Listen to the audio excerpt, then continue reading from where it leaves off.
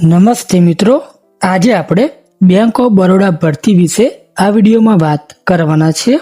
મિત્રો, આ ભરતીનું જે ઓફિશિયલ જે નોટિફિકેશન છે એની ભાષા ઇંગ્લિશમાં આપવામાં આવેલું છે, તો આપણે ગુજરાતીમાં સમજાવવાની આગળની કોશિશ પૂરી કરેલી છે.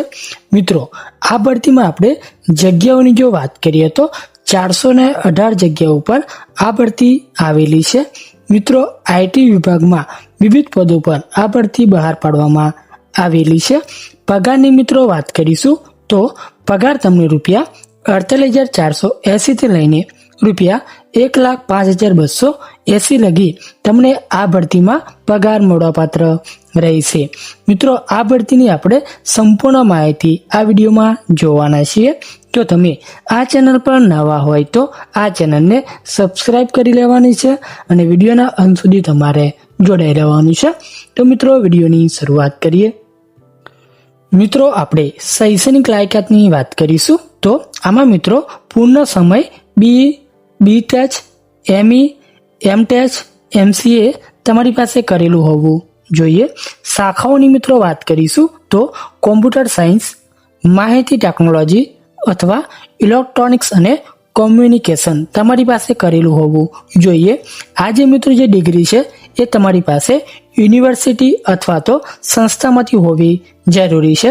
ત્યારબાદ મિત્રો આપણે આ ભરતીમાં અનુભવ પણ માંગવામાં આવેલો છે, તો આપણે અનુભવની વાત કરીએ તો આમાં ઓફિસર જેમાં ઓછામાં ઓછો 1 વર્ષનો આઈટી અનુભવ તમારી પાસે હોવો જોઈએ. મેનેજરની મિત્રો વાત કરીશું તો આમાં ઓછામાં ઓછો 3 વર્ષનો તમારી પાસે આઈટી અનુભવ હોવો જરૂરી છે. ત્યારબાદ સિનિયર મેનેજરની મિત્રો વાત કરીશું તો આમાં ઓછામાં ઓછો 5 વર્ષનો તમારી પાસે અનુભવ હોવો જરૂરી છે. મહત્વપૂર્ણ નોંધ, જેમાં 6 મહિનાથી ઓછો અનુભવ ગણવામાં આવશે નહીં. કારકુની કેટરનો અનુભવ માન્ય ગણવામાં આવશે નહીં. ત્યારબાદ અનુભવ લાયકાત પછીનો હોવો જરૂરી છે, તો જ માન્ય ગણવામાં આવશે. ત્યારબાદ આપણે આ ભરતીમાં મિત્રો આપણે ઉંમર મર્યાદાની વાત કરીશું તો મિત્રો આ ભરતીમાં અલગ અલગ ઉંમર મર્યાદા માંગવામાં આવેલી છે.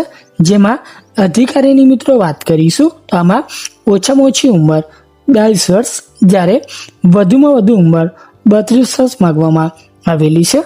મેનેજરની મિત્રો વાત કરીશું તો ઓછામાં ઓછી ઉંમર 24 વર્ષ, જ્યારે વધુમાં વધુ ઉંમર 34 વર્ષની હોવી જોઈએ. સિનિયર મેનેજરની મિત્રો વાત કરીશું તો આમાં ઓછામાં ઓછી ઉંમર 27 વર્ષ, જ્યારે વધુમાં વધુ તમારી ઉંમર 37 વર્ષની હોવી જોઈએ. ત્યારબાદ આપણે ઉંમરમાં છૂટછાટની વાત કરીશું તો આમાં SC ST માટે 5 વર્ષની છૂટ, OBC માટે 3 વર્ષની છૂટ, PWD માટે 10 વર્ષની છૂટ, PWD OBC માટે 13 વર્ષની છૂટ, PWD SC અને ST માટે 15 વર્ષની છૂટ, ભૂતપૂર્વ સૈનિકો માટે 10 વર્ષની છૂટ તમને મળવાપાત્ર રહેશે. મિત્રો, આ ભરતીનું જે ઓફિશિયલ જે નોટિફિકેશન છે એની લિંક આપણે ડિસ્ક્રિપ્શનમાં આપેલી છે, ત્યાંથી પણ તમે વધુ માહિતી મેળવી શકશો. ત્યારબાદ આપણે આ ભરતીમાં પગાર ધોરણની વાત કરીશું તો મિત્રો આમાં અધિકારી જેમાં તમને ₹48,480 થી લઈને ₹85,920 લગી મળવાપાત્ર રહેશે. મેનેજરની વાત કરીશું તો આમાં તમને ₹64,820 થી લઈને ₹63,960 લગી તમને પગાર ધોરણ મળવાપાત્ર રહેશે. વરિષ્ઠ મેનેજરની વાત કરીશું તો મિત્રો આમાં તમને 85,920 થી લઈને ₹1,05,280 લગી તમને પગાર ભથ્થું મળવાપાત્ર રહેશે. ત્યારબાદ આપણે મહત્વપૂર્ણ તારીખોની મિત્રો વાત કરીશું તો ઓનલાઈન પ્રક્રિયા શરૂ થઈ ગઈ છે અને તમે મિત્રો 19 ફેબ્રુઆરી 2026 લગી આ ભરતીમાં અરજી કરી શકશો. ટોટલ જગ્યાઓ આપણે આગળ જોઈ ગયા તે પ્રમાણે 418 જગ્યાઓ ઉપર આ ભરતી આવેલી છે. ત્યારબાદ આપણે પસંદગી પ્રક્રિયા જોઈશું તો મિત્રો કુલ પ્રશ્નો 150, જેમાં કુલ ગુણની વાત કરીશું તો 225, સમયગાળો તો 150 મિનિટનો તમને સમયગાળો મળવાપાત્ર રહેશે. એટલે કે મિત્રો તમારી CBT દ્વારા પરીક્ષા લેવામાં આવશે। આમાં મિત્રો કોઈ પણ નકારાત્મક ગુણ નહીં, એટલે કે તમારો કોઈ પણ ગુણ કાપવામાં આવશે નહીં। મિત્રો જો તમે આમાં પાસ થવું હોય તો ઓછામાં ઓછું તમારે સામાન્ય કેટેગરી માટે 40% હોવા જરૂરી છે, જ્યારે મિત્રો અનામત માટે 35% ગુણ તમારા હોવા જરૂરી છે, તો જ મિત્રો તમે લાયક ગણાશો। ત્યારબાદ મિત્રો આ ભરતીમાં તમે અરજી કરવા માંગતા હોય તો તમારે આ સ્ટેપ ફોલો કરવા પડશે, જેમાં જે બેંકની જે ઓફિશિયલ જે વેબસાઇટ આપેલી છે એની તમારે સૌ પ્રથમ મુલાકાત લેવાની છે, જ્યાં તમને કારકિર્દી વર્તમાન તકો પર જાઓ। ત્યારબાદ ઓપન આઈટી પોસ્ટ ભરતી 2026 સૂચના જોવાની છે, જેમાં ઓનલાઈન અરજી કરો અને ક્લિક કરો।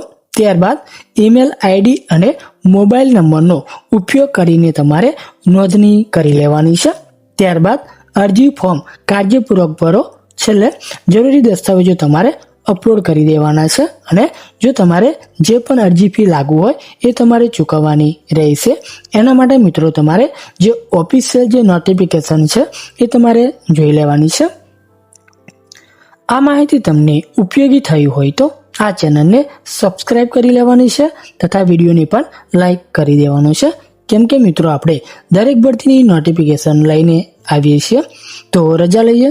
જય હિન્દ, જય ભારત।